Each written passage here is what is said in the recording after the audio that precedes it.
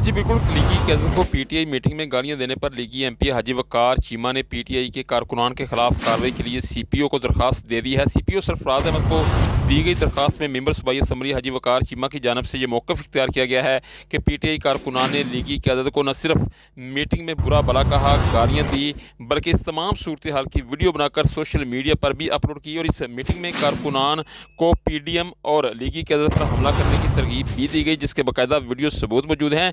धमकी अमेज़ अल्फाज और हमला करने की तरगीब देने पर मुकदमा दर्ज किया जाए। इस हवाले से एमपी हाजी वकार चीमा का कहना था कि हमने दरख्वास्त देकर कानूनी हक इस्तेमाल किया है। अब देखिए कि पुलिस पीटीआई कारकुनान के खिलाफ क्या कार्रवाई करती है। जबकि दूसरी जानब पुलिस का कहना था कि चेक किया जा रहा है कि मज़कूरा केस पुलिस का है या साइबर क्राइम का। जी।